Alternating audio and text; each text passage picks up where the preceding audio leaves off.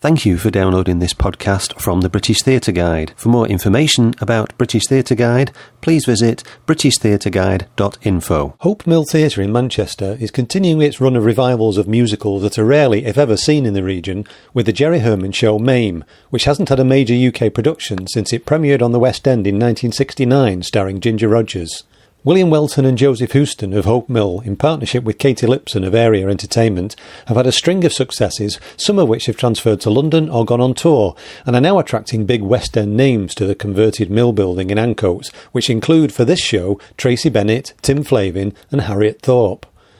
During the Manchester run, I sat in the theatre with Harriet, well known to TV audiences for her comedy roles such as Carole in the Brittas Empire and Fleur in Absolutely Fabulous, but with stage musical credits including Mamma Mia and Wicked, and spoke about her role as Mame's bitchy actress friend Vera in the show. How did you get involved with this production? How were you persuaded to come to an old mill at the outskirts of Manchester? To be really honest, I didn't have to be persuaded. Right. The Hope Mill is extraordinary and innovative and unique as an amazing fringe venue, which Manchester doesn't have a lot of. Joe and Will, who created it, are an inspiration. I mean, it's irritating because they're barely 30, and so obviously that's frustrating to have such talent and ability so young. But what they've done is just extraordinary. And this particular production, it's a part I've longed to play all my life. Yeah. Vera is the most wonderful, I'm going to say the word alcoholic, but in essence, the whole piece is about love, about friendship, and about finding a purpose in life. What else do you need? Yeah. That's life, babe, whether it's in the 20s, 30s, 40s, or now. Yeah. And it matters. And I think there's this wonderful woman in the 20s with seemingly everything, wonderful friends, a lovely world, money, freedom, a voice. Yeah. She's also a very liberal woman, Mame. Yeah. And Tracie, the iconic Tracie Bennett, is a sensation in it. And so when her world turns upside down and she's suddenly presented with this seemingly idyllic life, a young person to love and care for, her whole life changes immediately. Then there's the 30s Wall Street crash. Yeah. And then there's the boy growing up and all that comes with that, which is redefining who you are. And as I have 2 adult children, which again is offensive because I'm barely 35, obviously, you again have to redefine and question, who am I today? Yeah. And so Mame's journey, and indeed the young Patrick's journey throughout the story, about working out what's right, what's good, to be open, loving, accepting, non-judgmental. That's the message. Yeah. And so what else do you need? You don't have to be persuaded to play a fuck-off role like Vera that's wonderful, witty and moving and in a piece that matters. Yeah. And that's why I think, yes, it is historic, but the voice is human nature. Like I was saying earlier, it's human nature, whether it's a Greek tragedy or it's something that's written today. Yeah. It's the same thing that we all need as human beings, is to relate to the pitfalls in life. Yeah, good summary. Thank you, dear. Vera, I'll invoice you later. Yeah. Vera's, she's, like you say, she's got some great witty lines, but she's not always nice to people with those put downs. She's that sort of archetypal actress where she's very full of herself and she's putting everybody else down. I don't know what you mean. I'm sure you don't. I've never I'm sure you have nobody to model that on. No one at all. Where did you find her from there? I think often in comedy it's about coping mechanisms of how you cope with situations, and those situations that reveal your frailty. Yeah. So even if you look at Friends, say, Ross is always trying to be cool. Yeah. Everything he does to perpetuate that makes him look an idiot. Yeah. We laugh at that. Yeah. You know, all of the characters, it's all about their pain and their anxiety as human beings. So again, people who are tricky are obviously frightened and, concerned or overly grandiose because that's how they define themselves, and without that they are nothing. Yeah. So when Mame says, it's like when we were in the chorus, and Vera says, I was never in the chorus. She just wants clarity, darling, I'm a star. Yeah. Don't say that to me. Yeah.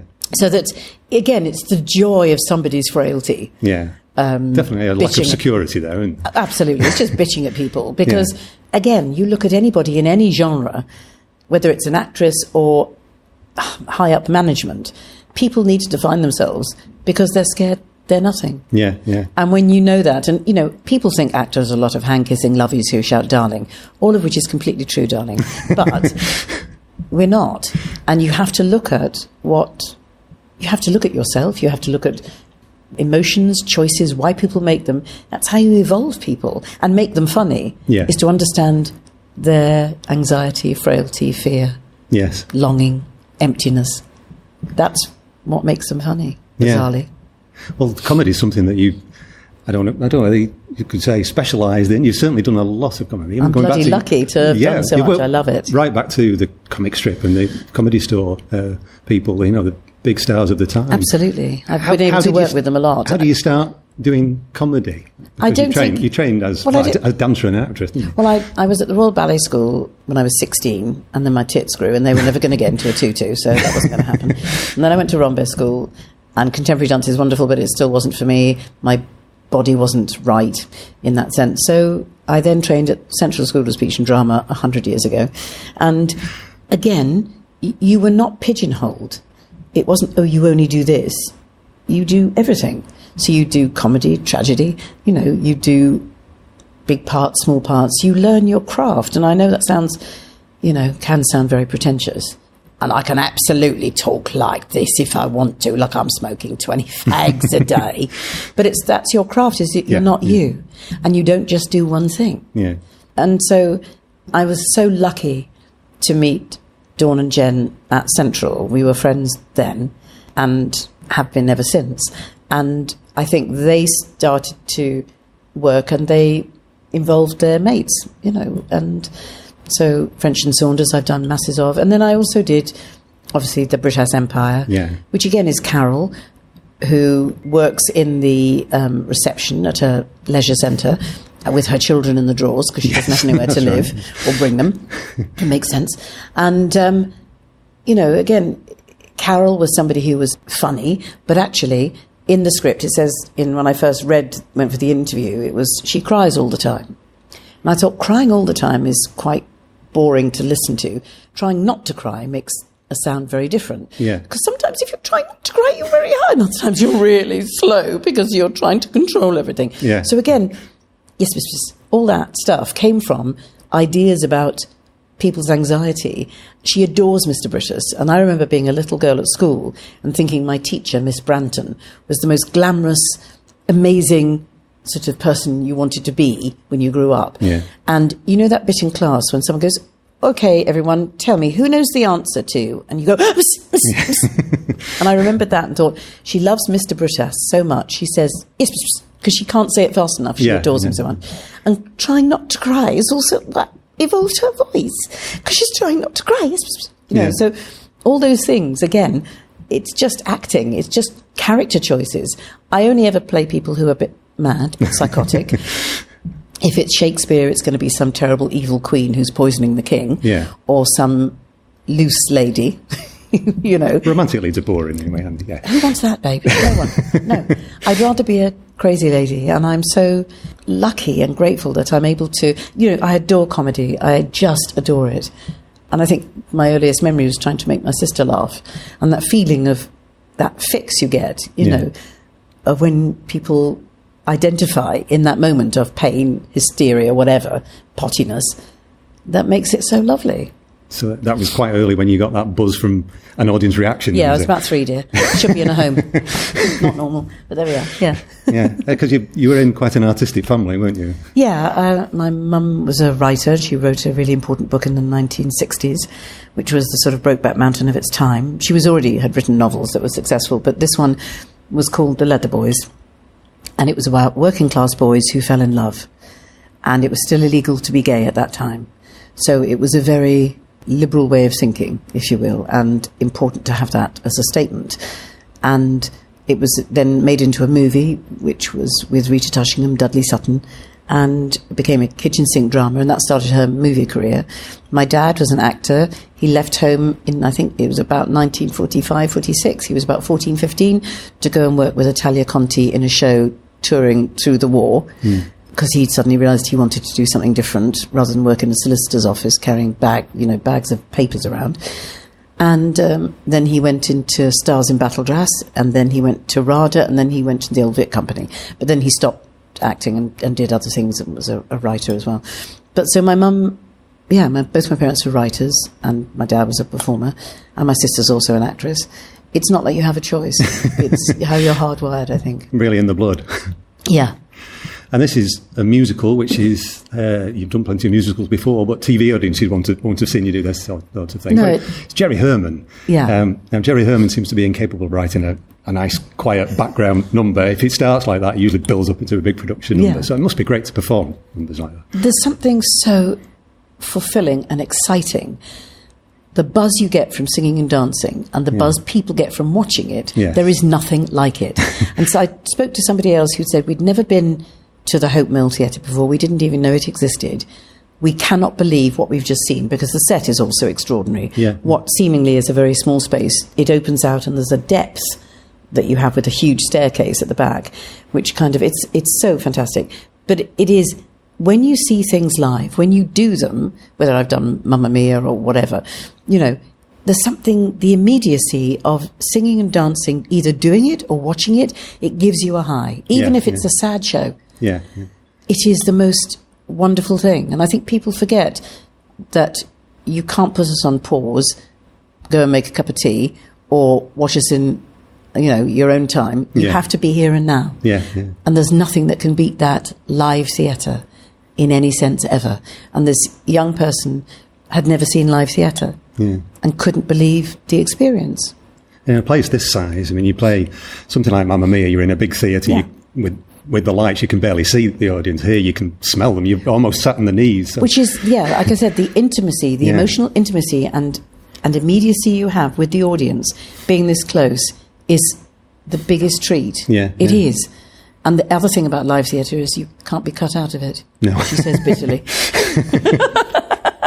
Right. They can't put me on stop and get my other profile. No, it's whatever I do. They're going to see that. No, it's wonderful. And musical theatre, it's just the most wonderful thing. Yeah.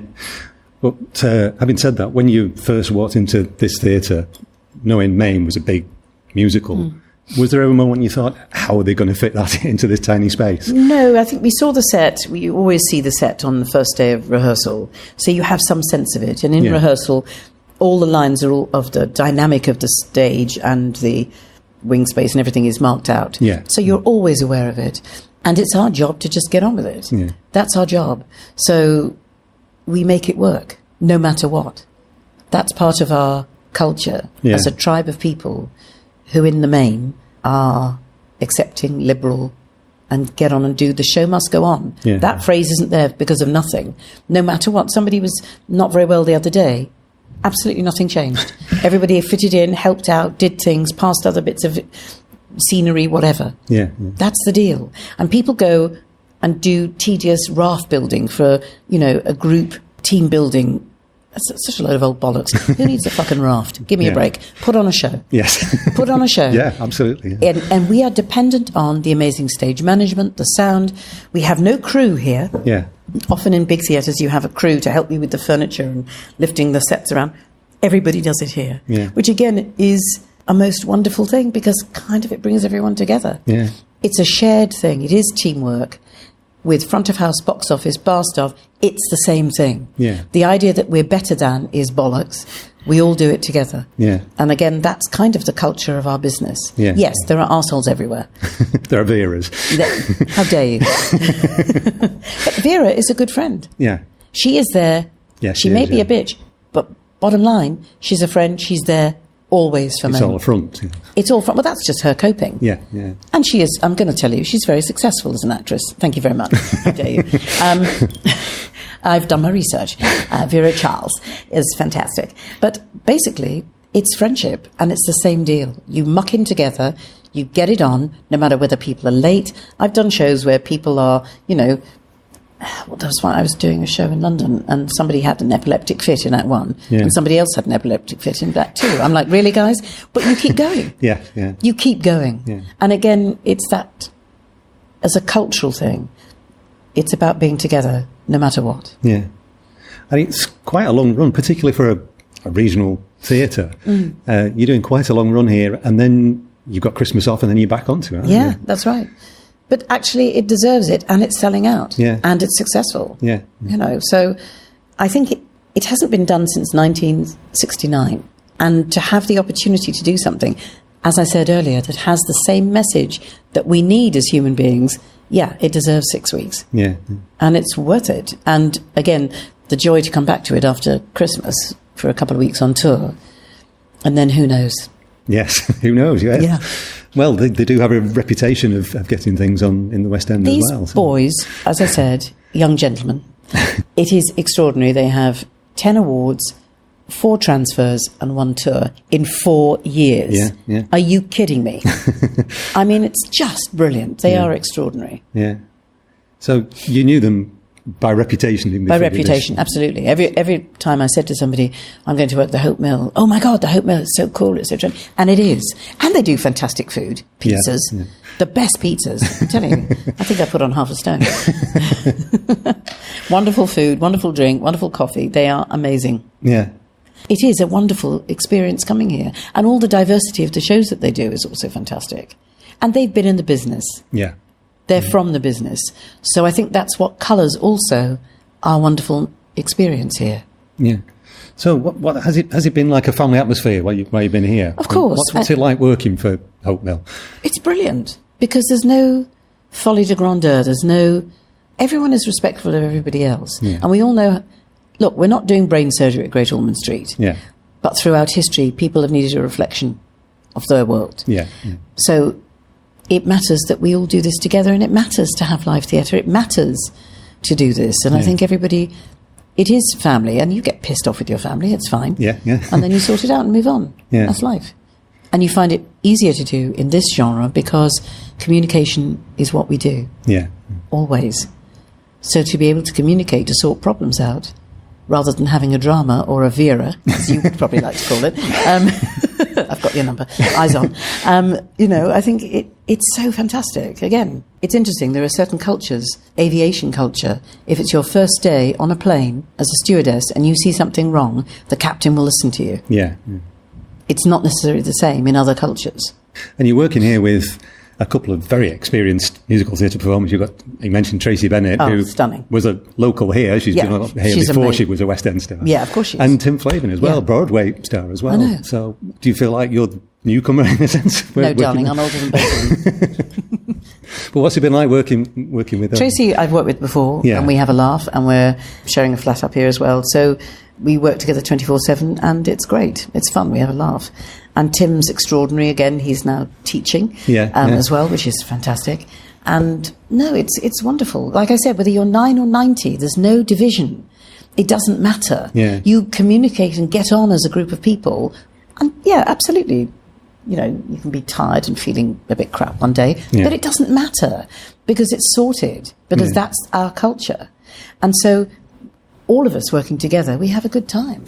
Why do you think Mame hasn't been done in 50 years? It's got some great, like a lot iconic, and you forget. Well, like a lot of Jerry Herman's, it's got some great older female roles in it. It has, and women with a voice who are not sort of dismissed or put down or belittled by the other male characters. And if they do that, they're squashed pretty quickly with the fantastic women. Yeah. I think it hasn't been done not because it isn't a worthy piece. I think it's to do with rights. Yeah. And it's a business thing as opposed to a theatrical thing. Yeah. So coming to this after 50 years of nobody getting a chance to see it, does that mean you don't feel like you're following anybody's footsteps? Does it feel like you can create it yourself? I think there is that. I absolutely know that Bea Arthur, who played Vera, is iconic, and her depiction of it is perfection. So it's always hard to do something that's already revered. Yeah. But it's not my business to do that. My business is to create this friendship with the character Mame and to work on this production. So you let go of that. Yeah. But I think, again, the Christmas song, everybody knows that Christmas song. It's played every year. Yeah. Nobody knows it's from Mame. No. There's so many songs that we know. So I think it's wonderful that it's come back and now has some context for people. Yeah. And hopefully it'll go on to spread the word. So, hopefully Well, hopefully this production will go further. That's what I meant. Maybe it'll open up the show itself to other productions. I'm sure it will. I'm sure it will. I think, as I said, it's show business, and we're the show, and then there's a business side which we're not involved in, or sometimes we are. But that's their issue. Yeah. Who they allowed to do it. Yeah. And that's why it's so wonderful that Will and Joe and Katie, the producers, and Tracie have, managed to get this opportunity. And Tracie, of course, was also a patron of the theatre. Yeah, yeah. The first. And not a bad one. Not a bad name to have on the letter. No, dear. Wonderful. So you've got this until November, and then, as I said, you're taking it on a short tour. Have you got anything else in the pipeline at the moment? I did a new sitcom for the BBC called Mr. Winner, which I believe comes out in February. So I guess we'll wait and see if there's a second series of that. Right. And other than that, darling, anyone who'll pay me.